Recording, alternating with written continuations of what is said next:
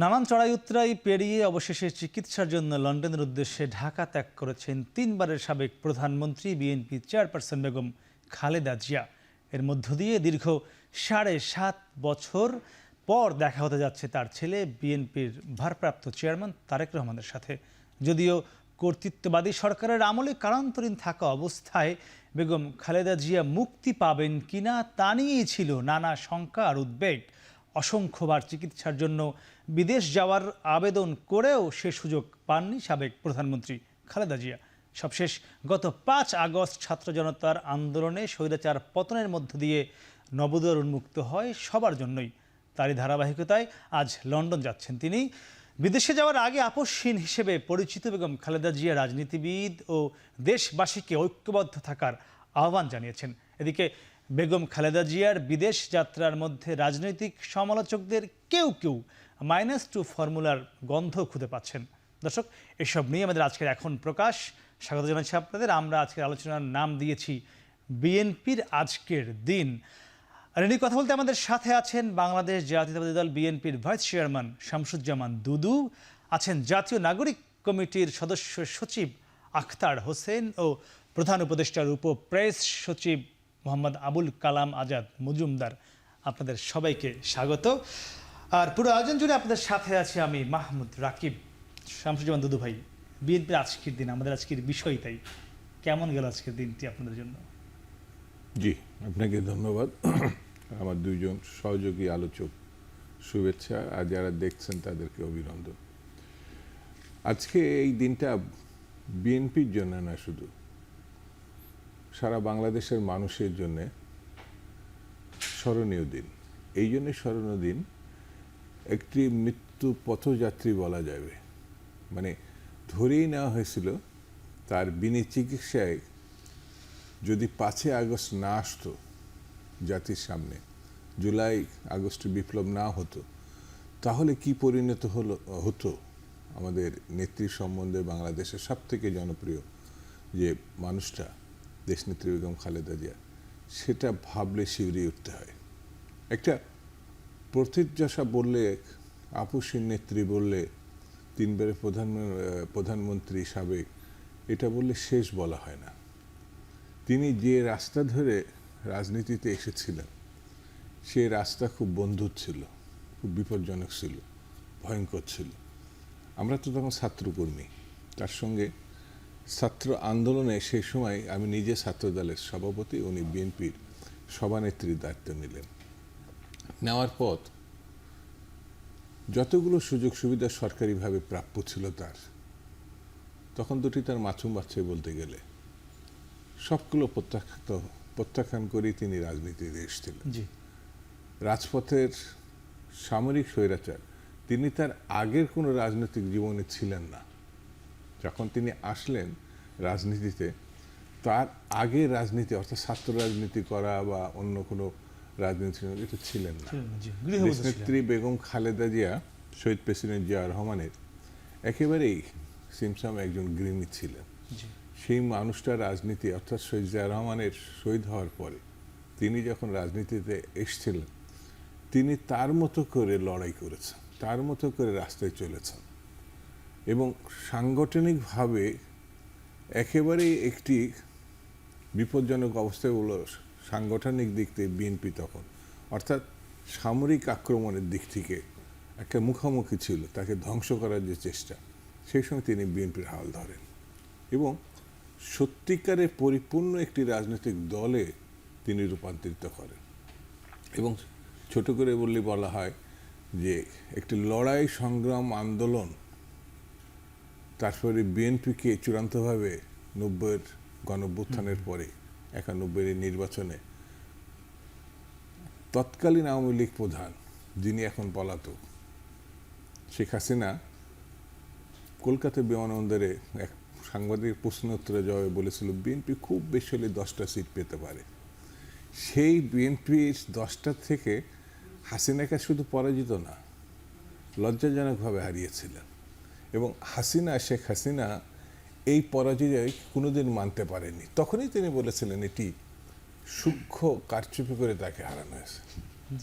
তো স্বাভাবিক কারণে দিন হিসাবে আজকে সবকিছু আল্লাহর হাতে। তাকে তো আমরা জি পাশ কাটাতে পারিনি। আল্লাহ তাকে আবার সুস্থ সম্মান ফিরিয়ে করেছেন, দিয়েছেন। সম্মান ফিরিয়ে দিয়েছেন। আজকে আবার চিকিৎসার জন্য তিনি যাচ্ছেন, তিনি দেশবাসীর দোয়া চেয়েছেন। জি আমরা আপনার আবার ফিরবো।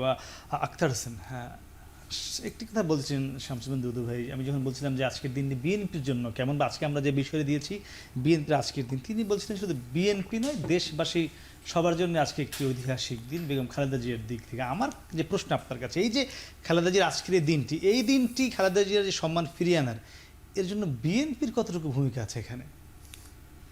আমরা যদি আজকের দিনের ঠিক 1 বছর আগের দিনে ফিরে যাই, 2024 সালের 7 জানুয়ারি, সেই দিন বাংলাদেশে আরেকটি প্রহসনী নির্বাচন অনুষ্ঠিত হয়, যার মধ্য দিয়ে মনে হচ্ছিল বাংলাদেশি বিরোধী রাজনীতির দরজায় সর্বশেষ পেরেকটি মেরে দেওয়া হয়েছে। অর্থাৎ বাংলাদেশের বিরোধী রাজনীতির যত পক্ষ আছেন তারা আর কোনোভাবেই হাসিনার ফেসিবাদী শাসন ব্যবস্থার বিরুদ্ধে প্রতিরোধ করে তুলতে পারেন সেরকম ধরনের সম্ভাবনা যেন বা হারিয়ে যাচ্ছিল। আমরা যারা রাজনৈতিকভাবে সচেতন ছিলাম আমরা সকলের মধ্যে এক ধরনের হতাশার জায়গা তৈরি হচ্ছিল। এটি ছিল 1 বছর আগের পরিস্থিতি, এবং সেই হতাশায় বিএনপিও নিমজ্জিত ছিল। কারণ দীর্ঘ সময় তাদের আন্দোলন সংগ্রাম সেগুলো সফলতার মুখ না দেখা, এবং 2024 সালের 7 জানুয়ারিতে আরও একটি প্রহসনের নির্বাচন করে শেখ হাসিনার আবারও ক্ষমতা দখল করা, সব কিছু মিলিয়ে আরও ভয়ঙ্কর যে পরিস্থিতি ছিল সেটা হলো একজন রাজবন্দী তার যে সুচিকিৎসা পাওয়ার অধিকার, এই অধিকার থেকে বিএনপি চেয়ারপারসনকে বঞ্চিত করে রাখা হয়েছে দীর্ঘ সময় ধরে। মানুষের কাছে এটা মনে হচ্ছিল যে হয়তো বিনা চিকিৎসায় ধুকে ধুকে মৃত্যুই তার নিয়তি। এরই মাঝে তাকে বিদেশে যেতে দেওয়া হচ্ছিল না। হ্যাঁ, তাকে বিদেশে যেতে দেওয়া হচ্ছিল না, বা দেশের মধ্যে তাকে যে চিকিৎসা দেওয়া হচ্ছিল সেটাও আসলে সাফিসিয়েন্ট চিকিৎসা ছিল না। আমরা সেই বিষয়গুলো নিয়েও বিভিন্ন সময়ে বিভিন্ন আমরা কথা শুনেছি চিকিৎসা ব্যবস্থার ফাঁকফোকরগুলো নিয়ে। জি আমরা তো দেখি সেই সময়টাতে যে একটা ভয়ানক পরিস্থিতি ছিল, তারই মাঝে এই 2024 সালের জুলাই এবং আগস্টে বাংলাদেশের ছাত্রদের নেতৃত্বে একটি গণঅভ্যুত্থান ঘটে গেল, এবং এই গণঅভ্যুত্থানে ছাত্রদের নেতৃত্বে বিএনপি, জামাত সহ বামপন্থী সংগঠন সকলেরই একটা স্বতঃস্ফূর্ত অংশগ্রহণ আমরা খেয়াল করেছি। কিন্তু এই যে ছাত্রদের নেতৃত্ব, ছাত্রদের প্রতি মানুষের আস্থার জায়গা, এবং ছাত্ররা তাদের ত্যাগের যে বহিঃপ্রকাশ ঘটিয়েছেন এই জুলাই আগস্টের আন্দোলনে, আপনারা দেখেন যে আন্দোলনের প্রায় অধিকাংশ শহীদ তারা খুবই ইয়াং এইজের মানুষজন, একেবারে খুবই ছোট, একেবারে 6 বছর 4 বছরের শিশু আমরা দেখেছি, 14-15 বছরের শিশু থেকে শুরু করে নিয়ে 24-25, যেন বা বয়সের রেঞ্জটা এই জায়গাটাতেই। এই যে ছাত্ররা তারা তাদের জীবন দিলেন নতুন এক বাংলাদেশের প্রত্যয়ে, তারা জীবন দিলেন, তারই একটা সুফলের ধারাবাহিকতায় আজকের 2025 সালের 7 জানুয়ারি উপস্থিত হয়েছে, যেই দিন বিএনপি চেয়ারপারসন বেগম খালেদা জিয়া, অত্যন্ত সম্মানিত একজন ব্যক্তি, তাকে বাংলাদেশ সরকারের তরফ থেকে এই সুযোগটা দেওয়া হয়েছে যে তিনি বিদেশে যাবেন এবং তিনি চিকিৎসার যে অধিকার তিনি সেটা প্রাপ্ত হবেন। অবশ্যই এটা বিএনপির জন্য একটা আনন্দের দিন। একই সাথে 1 বছর আগের যে দিনটি, সেই দিনটির সাথে আজকের দিনটি যেন বা 180 ডিগ্রি একটা বিপরীত অবস্থানে অবস্থান করছে। জি একদমই, হ্যাঁ ঠিক বলেছেন। আচ্ছা একটু জানতে চাই, আমরা দেখেছি যে সম্প্রতি বিএনপি চেয়ারপারসন তিনি যাবার আগে স্থায়ী কমিটির সঙ্গে বৈঠক করেছেন বিএনপির, সেখানে তিনি একটা আহ্বান জানিয়েছেন। আমরা শুরুতেই বলছিলাম তিনি ঐক্যবদ্ধ থাকবার জন্য বলেছেন, নিশ্চয়ই আপনি গণমাধ্যমে খবরটি পড়েছেন। তিনি স্থায়ী কমিটির সদস্যদের মাধ্যমে বার্তাটি বাংলাদেশের সাধারণ মানুষকে পৌঁছেছেন যাতে সবাই ঐক্যবদ্ধ থাকে। আপনারাও সে ঐক্যবদ্ধ থাকার জন্য কাজ করছেন। বর্তমান অন্তর্বর্তীকালীন সরকার ডক্টর মোদি ইউনূস তিনিও কয়েকটি গণমাধ্যমে সাক্ষাৎকারে এই কথাই বলেছেন। তার মানে আপনাদের অন্তর্বর্তী সরকার কিংবা বিএনপি চেয়ারপারসনের একই লক্ষ্যে কাজ করছেন, ঐক্যবদ্ধ থাকা। কতটুকু থাকছে বিএনপি, জামাত সহ রাজনৈতিক দলগুলো ঐক্যবদ্ধ? 5 আগস্ট যেমন ছিল, আছে কি? আমি তো মনে করি যে ঐক্য যথেষ্ট আছে। আপনি ঐক্য যে আছে তার একটা বড় প্রমাণ আপনি এখন দেখেছেন যে একটু আগে আমার 2 সহ আলোচক ওনারা কথা বলেছেন। ওনারা আজকে যে বিএনপি নেত্রী আমাদের সম্মানিত সাবেক প্রধানমন্ত্রী, উনি যে আজকে বিদেশ যেতে পারছেন, এই যাওয়াটাকে আনন্দঘন একটা বিষয় হিসেবে উপস্থাপন করেছেন। আমাদের দুদুভাই বলেছেন, আক্তার বলেছেন, তারা সবাই দেখেছেন যে বা তারা এই যে উনি যাচ্ছেন, এই যাওয়ার যে প্রেক্ষাপটটা তৈরি হয়েছে জুলাই বিপ্লবের মধ্য দিয়ে, এই প্রেক্ষাপটটা যখন তৈরি হয়, প্রেক্ষাপটের পরবর্তী সময়ে কিন্তু ব্রডার সেন্সে কিন্তু একটা জাতীয় ঐক্য বিদ্যমান রয়েছে সবার মধ্যেই। কারণ আমরা সবাই এখানে আসলে দেশের সব মানুষই কোনো না কোনোভাবে ভুক্তভোগী হয়েছে, কোনো না কোনোভাবে নির্যাতনের শিকার হয়েছে, তারা অধিকার বঞ্চিত হয়েছে গত 15 বছর। তো এই যে মানুষ তার অধিকারটা ফিরে পেয়েছে, ফিরে পাওয়ার পরে সে তার অধিকার চর্চা করছে। চিকিৎসা কিন্তু একটা মানুষের একটা মৌলিক অধিকারের মধ্যে পড়ে। উনি এই মৌলিক অধিকারটা আজকে প্রয়োগ করতে পারছেন, উনি চিকিৎসা করতে যেতে পারছেন। তো চিকিৎসা ছাড়াও আরও অনেকগুলো যে অধিকার মানুষ ফিরে পেয়েছে, এইগুলো কিন্তু এই জাতীয় ঐক্যের ফলেই কিন্তু সম্ভব হয়েছে। এই ঐক্যটা কিন্তু একটা বৃহত্তর অর্থে এই ঐক্যটা কিন্তু বজায় আছে জুলাই পরবর্তী সময়ে। এখন আপনি বলতে পারেন যে রাজনীতি নিয়ে তো অনেক কথা হচ্ছে, অনেকের অনেক মত দ্বিমত আছে। তো এইটা তো একটা গণতান্ত্রিক সমাজে খুব স্বাভাবিক একটা বিষয়। এটা একটা গণতান্ত্রিক সমাজের বিউটিও আপনি বলতে পারেন।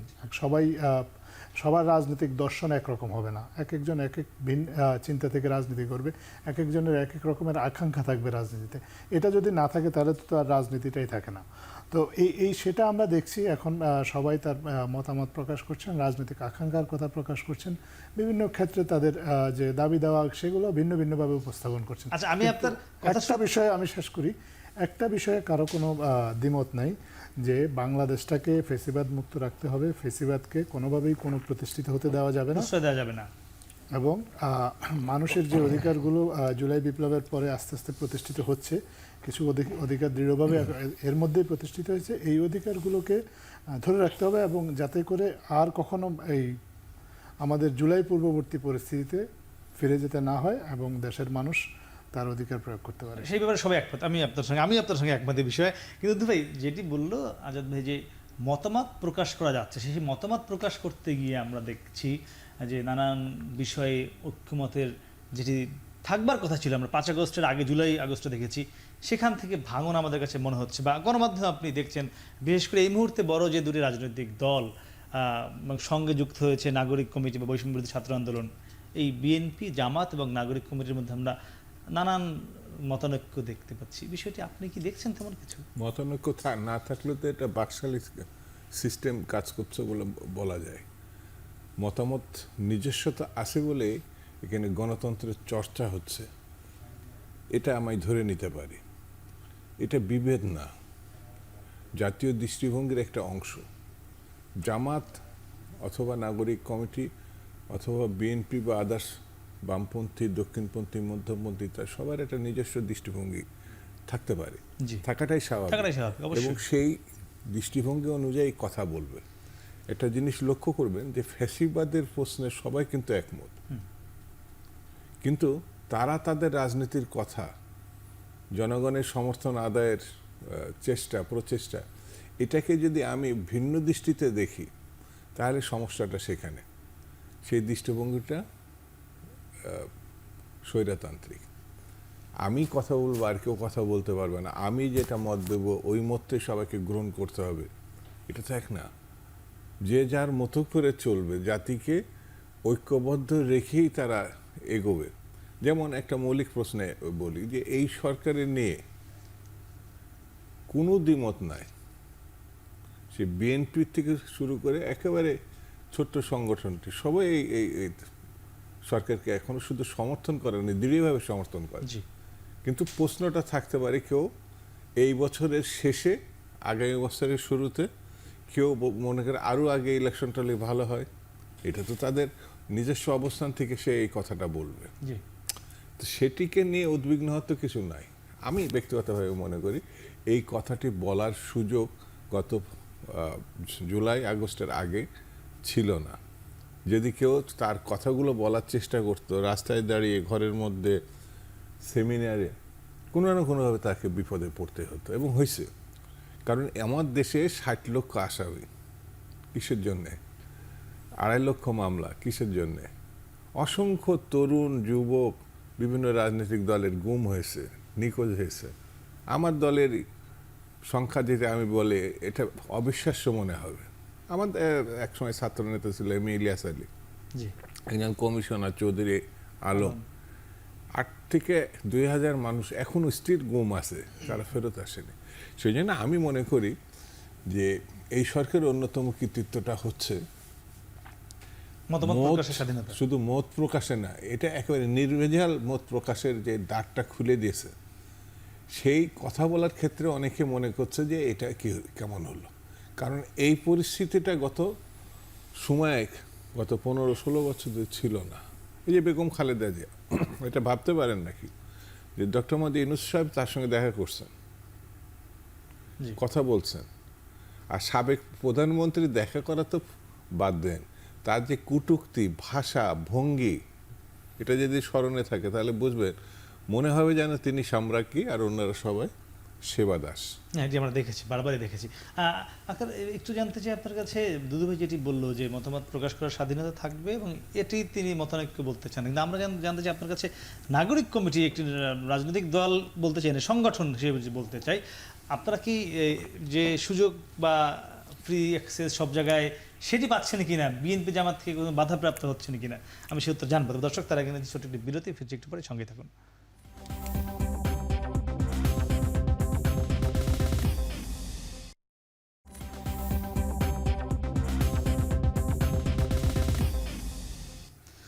ফিরলাম বিরতির পর।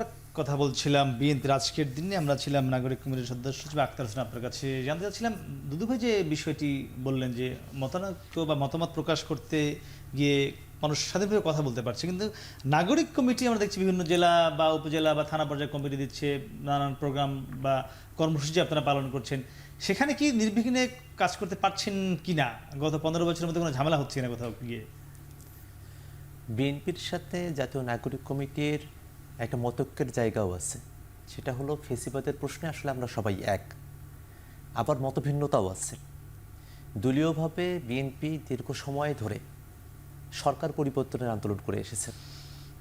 এই জায়গায় আমরা খুব সম্ভবত তরুণরা এক ধাপে এগিয়ে আছি, আমরা ব্যবস্থার পরিবর্তনের কথা বলেছি। বিএনপি দলীয়ভাবে সামনের নির্বাচন একটি আইনসভার নির্বাচন হবে, সে দাবি বিএনপির পক্ষ থেকে তোলা হয়েছে। একই জায়গায় আমাদেরও দাবি যে একটি নির্বাচন হোক, কিন্তু সেই নির্বাচনটা হতে হবে গণপরিষদ নির্বাচন, যার মধ্য দিয়ে একটি নতুন সংবিধান প্রণয়ন করা হবে। আবার একই সাথে বিএনপির যে দাবি, আইনসভার সদস্য হিসেবে তারা কাজ করবেন, আমরা এই কথাটা বলছি। এই যে পার্থক্যের জায়গাটি, আমরা বলছি গণপরিষদ নির্বাচন এবং একই সাথে সেটা আইনসভার সদস্য হিসেবেও তারা কাজ করবেন। বিএনপির পক্ষ থেকে শুধু আইনসভা নির্বাচনের দাবি করা, এই জায়গায় বিএনপি জনগণের কাছে তাদের বক্তব্য উপস্থাপন করছে, আমরাও উপস্থাপন করছি। দিন শেষে জনগণই সিদ্ধান্ত নেবে যে আসলে গণপরিষদ নির্বাচন হবে না শুধুমাত্র আইনসভা নির্বাচন হবে। আমরা মনে করি দীর্ঘ 53টা বছর পরে, 55টা বছর পরে আমরা আজকে একটা দারুণ সুযোগ পেয়েছি বাংলাদেশের সমস্ত রাজনৈতিক ব্যবস্থাকে ঢেলে সাজাবার। সেই সুযোগটাকে বাংলাদেশের মানুষ আসলে হাতছাড়া করতে চায় না।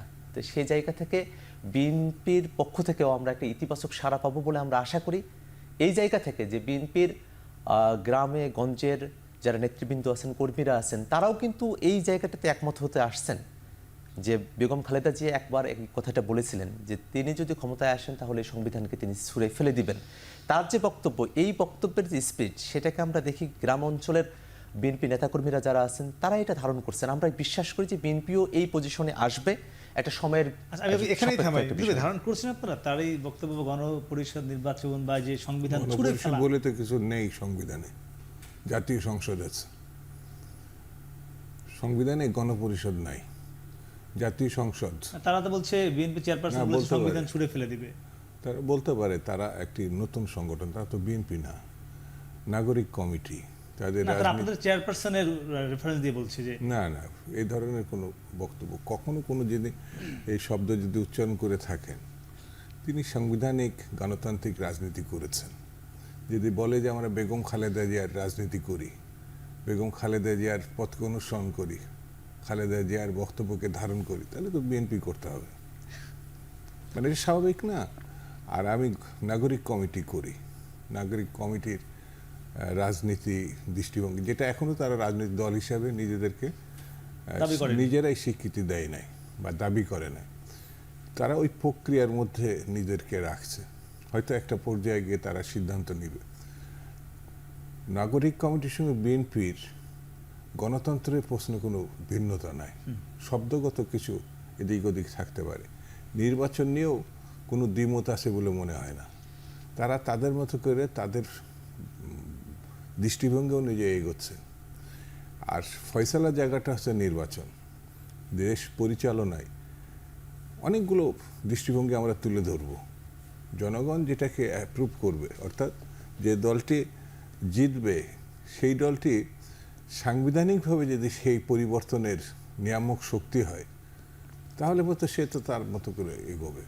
আমি একটু দেখি যে আজাদ ভাই তো মোটামুটি এখানে রেফারির ভূমিকা আছে। আজাদ ভাই, শুনলেন তো দুজনের বক্তব্য। ভাই, গণপরিষদ আপনারা নিশ্চয়ই মানে প্রধান উপদেষ্টা কার্যালয়টা নিয়ে নিশ্চয়ই একটি বিব্রতকর অবস্থার মধ্যে রয়েছেন। বক্তব্য আসছেন নানান দিক থেকে, আপনারা কি ভাবছেন? আমরা মোটেও বিব্রতকর অবস্থায় নেই। আমরা বর্তমান অন্তর্বর্তীকালীন সরকার একটা ক্ষেত্র কিন্তু প্রস্তুত করছে, ক্ষেত্র প্রস্তুত জাতীয় ঐক্যমত্য এই কিছু কিছু রাজনৈতিক আলটিমেটাম দেয়া আছে কিন্তু 15ই জানুয়ারির মধ্যে। সেটা আলটিমেটাম তো যারা প্রত্যেক মানুষের গণতান্ত্রিক অধিকার তারা তাদের মতো করে তাদের দাবি দাওয়া উপস্থাপন করবে।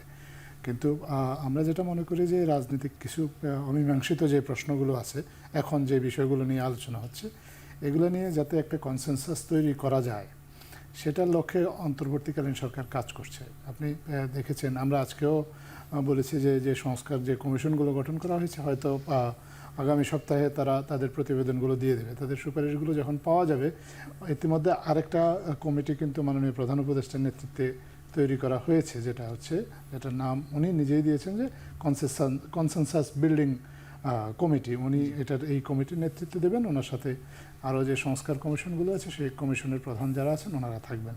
এবং উনি এর মধ্যে এটাও নিশ্চিত করেছেন যে এই কমিশনের রিপোর্টগুলো পাওয়ার পরেই রাজনৈতিক দলগুলোর সাথে ব্যাপক আকারে সংলাপ শুরু হবে, যাতে করে একটা ঐক্যমতে পৌঁছানো যায় রাজনৈতিক যে অমীমাংসিত বিষয়গুলো, দাবি দেওয়া এই বিষয়গুলো নিয়ে। তো আমরা বিশ্বাস করি যে একটা পয়েন্টে গিয়ে পৌঁছানো সম্ভব হবে, যেখানে সবগুলো রাজনৈতিক দল, ক্রিয়াশীল যে রাজনৈতিক দলগুলো আছে বা রাজনৈতিক শক্তিগুলো আছে, এবং ছাত্ররা যারা আছে, যারা এই জুলাই বিপ্লবের অন্যতম স্টেক হোল্ডার, তাদেরও বক্তব্য আছে। তারা রাজনৈতিক দল হিসেবে আত্মপ্রকাশ করুক আর না করুক, তারা যেহেতু এই গণতান্ত্রিক আন্দোলন যে জুলাই বিপ্লবে তাদের যেহেতু একটা ভূমিকা আছে, আমি মনে করি যে, বা সরকারও মনে করে যে তারাও তাদের বক্তব্য মতামত জানাতে পারবে। তো সবাই মিলেই আসলে একটা সিদ্ধান্ত হবে আসলে কি করবে। সবাই মিলে যে সিদ্ধান্ত নেবে, সরকারের দায়িত্ব হবে সেই সিদ্ধান্তটা যাতে সুনিপুণভাবে বাস্তবায়িত হয় এবং সেই সিদ্ধান্তের প্রেক্ষিতে দেশ যেন একটা সুন্দর একটা নির্বাচনের দিকে এগিয়ে যায়। কারণ আলটিমেট লক্ষ্য তো একটা সুন্দর নির্বাচন, এবং সেই নির্বাচনের মাধ্যমে নির্বাচিত একটা সরকারের কাছে দায়িত্বটা হস্তান্তর করা। তো এই মৌলিক প্রশ্নের দ্বিমত নাই। এখন প্রক্রিয়াগত বিষয় নিয়ে কোন প্রক্রিয়ায় এগোনো যাবে বা কোন প্রক্রিয়ায় এগোতে হবে, সেটা নিয়ে রাজনৈতিক দলগুলোর সাথে খুব শিগগিরই ব্যাপকভাবে আলোচনা শুরু হবে।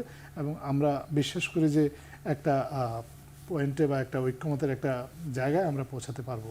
আমরা অন্তর্বর্তীকালীন সরকার। আচ্ছা, একটু জানতে চাই ভাই আপনার কাছে যে এই যে গণপরিষদ নির্বাচন, এটি কিন্তু আমরা এই 31 ডিসেম্বরের আগে আপনাদের মুখে খুব বেশি শুনিনি। আমরা ঘোষণাপত্র শুনছিলাম বা সংবিধান নিয়ে কথা বলছিলেন, আপনারা বলছিলেন। এটি হঠাৎ করে কি আলোচনায় আনলেন আপনারা? মানে প্রথম দিকে তো বিষয়টা কি ছিল আলোচনায়? একেবারে আগস্টের 2-1 দিন পরেই সমকালে আমরা একটা ইন্টারভিউ দেখবেন, সেখানে আমি গণপরিষদ নির্বাচনের কথা বলেছি আগস্টের অব্যবহিত 5 আগস্টের পরের সময়টাতেই। এবং আমরা যখন বাংলাদেশে একটা নতুন সংবিধানের প্রত্যাশা রাখছি, তখন আমাদের কাছে প্রশ্ন এসেছে যে এই সংবিধান প্রণয়ন করবার ম্যান্ডেট কাদের? অন্তর্বর্তীকালীন সরকারকে একটি সংবিধান প্রণয়ন করে যেতে পারে কিনা? যখন এই প্রশ্নটি এসেছে, তখন আমাদের কাছে থেকে স্পষ্ট বক্তব্য হলো যে একটা নির্বাচন হবে, যে নির্বাচনে যারা প্রতিনিধি হিসেবে আসবেন জনগণের, তারাই একটা সংবিধান প্রণয়ন করবেন। এবং এই সংবিধান প্রণয়নের জন্য যে নির্বাচনটি হবে সেটাকে একটা গণপরিষদ নির্বাচনই বলে, কনস্টিটিউয়েন্ট অ্যাসেম্বলি বলে। এটা গোটা বিশ্বজুড়ে স্বীকৃত।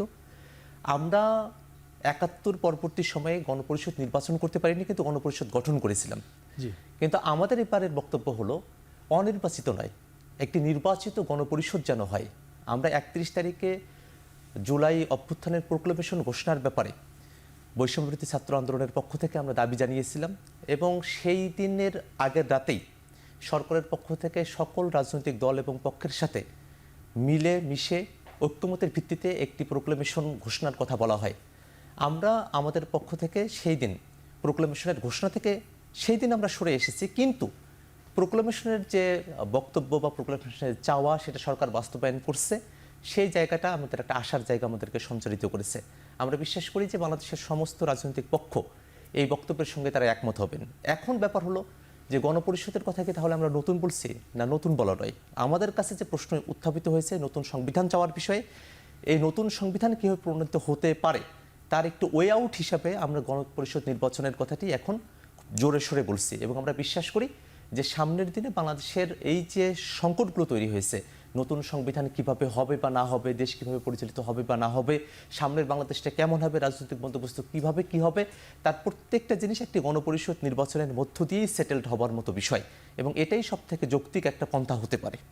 আচ্ছা ভাই, যেহেতু তারা সংবিধান নিয়ে কথা বলছে বা বারবারই বলছে, সেক্ষেত্রে আপনি বলছিলেন যে গণপরিষদ সংবিধানে নেই, তাহলে এই সংবিধানে যা যা আছে সব কি আপনারা মেনে নিচ্ছেন কি না? এই এখন যে সংবিধানে দেশ চলছে বা আমরা সরকারিতে সংবিধান মানে, জি, সেই সংবিধানের অধীনে এই সরকার শপথ নিয়েছে। যদি পরিবর্তন করতে হয় সেটা সংসদে যেতে হবে। আমরা এই সংবিধানের অনেক কিছু পরিবর্তন আপনারা চান, তারাও চায়, কিন্তু মানে প্রক্রিয়াটা নিয়ে কথাটা শুনেন তাহলে সহজ হবে বোঝা। জি, তারা আমরা এইভাবে চিন্তা করেন, সংবিধান একটাই এখনো। এই সংবিধানের সঙ্গে আমাদের অনেক পয়েন্টে দ্বিমত আছে। অন্যদের এই সংবিধান কবরস্থ করার দৃষ্টিভঙ্গি আছে, আমরা আবার সেটার সঙ্গে একমত না। আমরা মনে করি সংবিধান পরিবর্তন করার জায়গাটি হচ্ছে জাতীয় সংসদ। সেই জায়গায় গিয়ে এটা পরিবর্তন হতে পারে, অনেক সুপারিশ থাকতে পারে।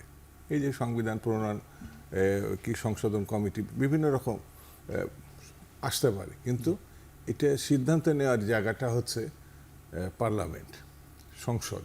সেই জায়গাটায় গেলে যার যার দৃষ্টিভঙ্গি অনুযায়ী সে যখন জয়লাভ করবে, সংখ্যাগরিষ্ঠতা অর্জন করবে, সাধারণ সংখ্যাগরিষ্ঠতায় সংবিধান সংশোধন করা যায় না। এটা নির্দিষ্ট পরিমাণ সদস্যের ভিত্তিতে, যদি দল না পারে তাহলে জাতীয় ঐক্যমতের ভিত্তিতে অন্যান্য দলের সঙ্গে বসে তখন সংবিধান সংশোধন করতে হয়। এটা প্রচলিত ধারা বা সাংবিধানিক নিয়ম। তো আমি এই সরকারকে কেন মানি, দেশবাসী কেন মানে, এর বৈধতা একজন এসে এই সরকারকে অস্বীকার করতে পারে না, কারণ এটা সাংবিধানিক সরকার।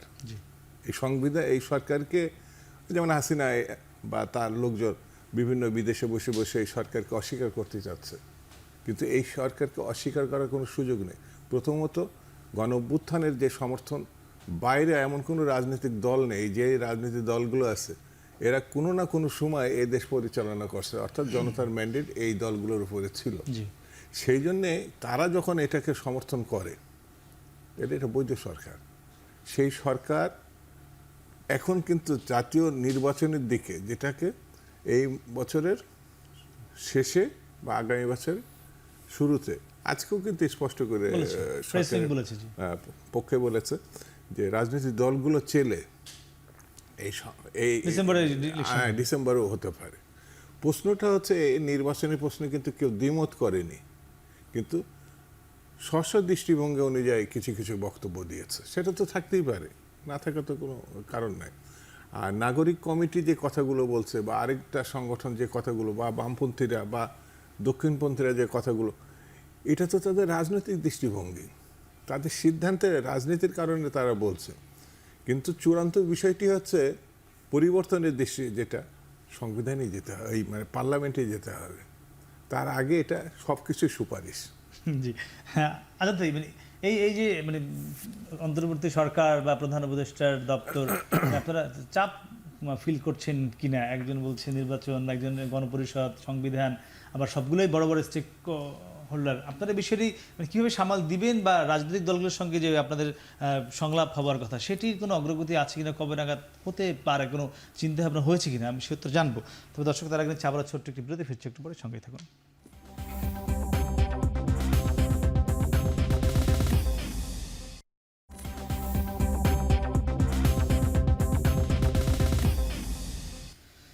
ফিরলাম বিরতির পর। কথা বলছিলাম বর্তমান পরিস্থিতি। আমরা ছিলাম ডিপিএস আজাদ মজুমদার আপনার কাছে। আজাদ ভাই, জানতে চাচ্ছিলাম যে প্রধান উপদেষ্টাও আমরা দেখেছি একটি গণমাধ্যমে বলেছেন যে তিনি সব ক্ষেত্রে সফল না, নানান সংকট রয়েছে, তিনি অভিজ্ঞ নয়, এমনটি শুনছিলাম।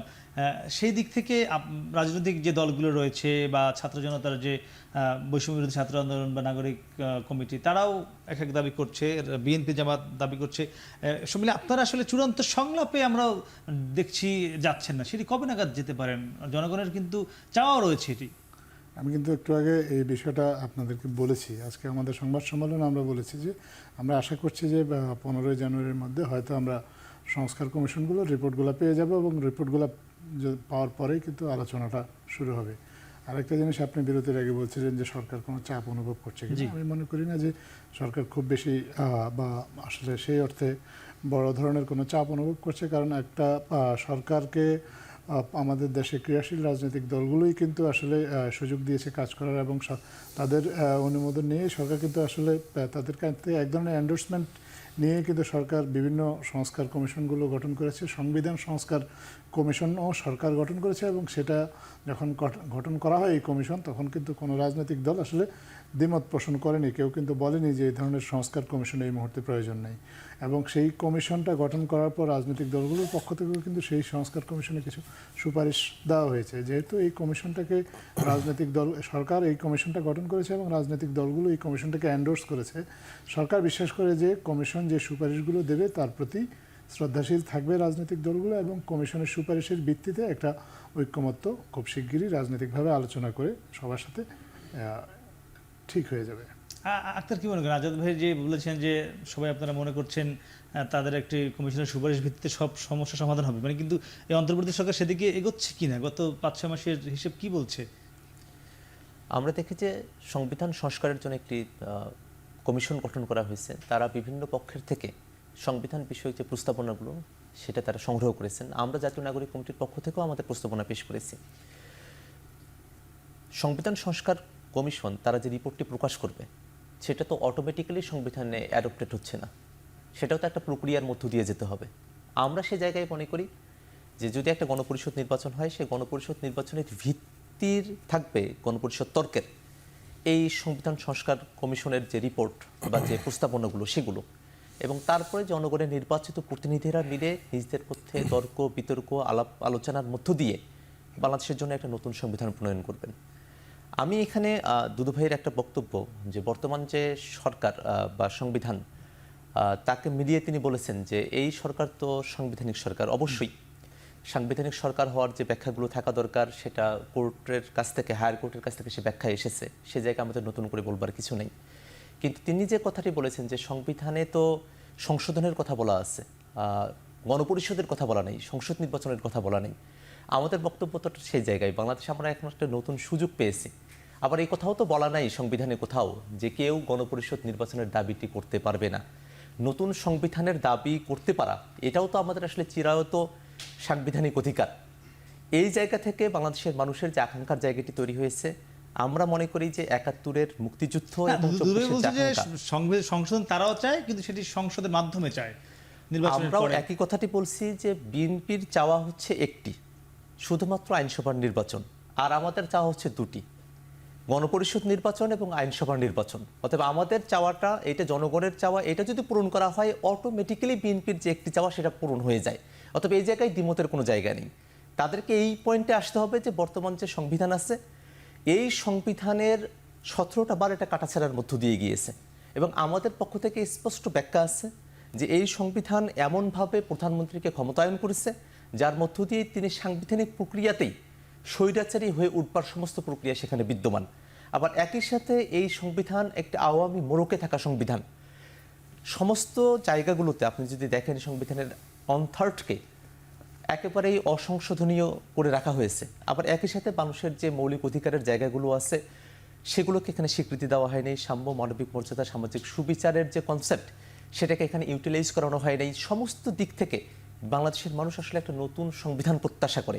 সেই জায়গা থেকে আমাদের বক্তব্য, আমরা আশা করি যে বিএনপি নেতৃবৃন্দ এই বক্তব্য বুঝবেন এবং জনগণের বক্তব্যের প্রতি সাড়া দেবেন। ভাই, বিএনপি নেতৃবৃন্দে বলেছে, আপনিও তো বিএনপির একজন শীর্ষ নেতা, বুঝবেন? কি বুঝবো? যে দাবি দেওয়াগুলো বললেন, সংবিধান তো আছে, বিএনপির রাজনীতি আছে, 31 দফা সংস্কারের প্রস্তাব আছে। আমি তো আমার জায়গায় ঠিক আছি।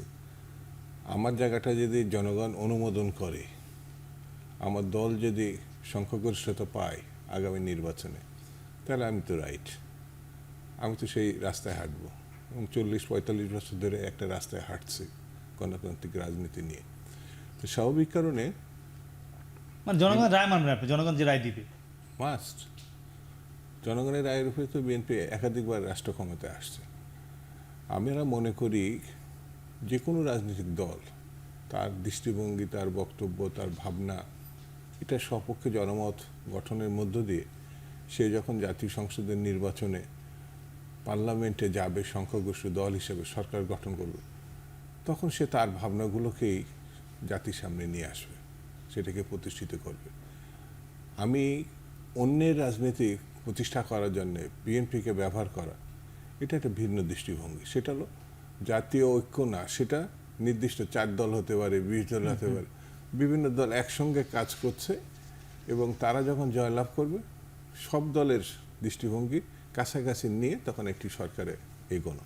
তা আমরা তো এখন বিএনপি এককভাবেই আছি, কিন্তু এই জায়গায় একটি কথা আমাদের পার্টির ভারপ্রাপ্ত চেয়ারপারসন বলেছেন, সেটি হচ্ছে বিএনপি যদি ক্ষমতায় যায়, বিএনপির সঙ্গে যারা আন্দোলনে ছিলেন, গণতান্ত্রিক আন্দোলন করেছে কিন্তু জয়লাভ করেনি, তারাও সরকারে অংশগ্রহণ করতে পারবে। অর্থাৎ কিছুটা জাতীয় দৃষ্টিভঙ্গি, অর্থাৎ জাতীয় সরকারের দৃষ্টিভঙ্গি এখানে কাজ করবে। জি। আজাদ ভাই, একদম শেষ প্রশ্ন, 30 সেকেন্ডে আপনি শুধু দেবেন। এই যে আজকের বিএনপির আমরা যে বিষয়টি ছিল, বিএনপির আজকের দিন যেমন বিএনপির চেয়ারপারসন সম্মানিত হয়েছেন, বাংলাদেশের 16 কোটি মানুষকে সম্মানিত করবার জন্য কি মনে হয় আপনারা তেমন কি উদ্যোগ নিতে যাচ্ছেন? একদম শেষ প্রশ্ন, 20 সেকেন্ডে শেষ করবেন। 16 কোটি মানুষের যে অধিকার, সেই অধিকারটা তাকে ফিরিয়ে দেওয়াটাই আমরা মনে করি যে তার জন্য সবচেয়ে বড় সম্মানের বিষয়। মানুষ তার যদি অধিকার প্রয়োগ করতে পারে, মানুষ নিজেই তার সিদ্ধান্তটা নিতে পারবে। তার সিদ্ধান্তকে আমরা তখন সবাই মিলে সম্মান জানাবো এবং মানুষের সিদ্ধান্ত অনুযায়ী দেশ পরিচালিত হবে, কোনো একক ব্যক্তি বা কোনো একক দলের ইচ্ছা নয়। জি, আপনার তিনজনকে অসংখ্য ধন্যবাদ। দর্শক, কথা বলছিলাম তিনজন অতিথির সঙ্গে, তারা কিন্তু একটি বিষয়ে একমত হয়েছেন যে ফ্যাসিস্টের বিরুদ্ধে যেমন বর্তমান বাংলাদেশের সবগুলো রাজনৈতিক দল কিংবা 16 কোটি মানুষ একতাবদ্ধ রয়েছেন, ঠিক একইভাবে আগামীর বাংলাদেশ নির্মাণেও এই 16 কোটি মানুষ একসাথে থেকে দেশকে এগিয়ে নিয়ে যাবেন এবং সে প্রত্যাশাই কিন্তু এই তিনজন করছেন এবং সবগুলো দল বা অন্তর্বর্তী সরকার তা নিয়ে কাজ করছেন। আমরাও সে প্রত্যাশা শেষ করছি। আজকের মতো শুভরাত্রি।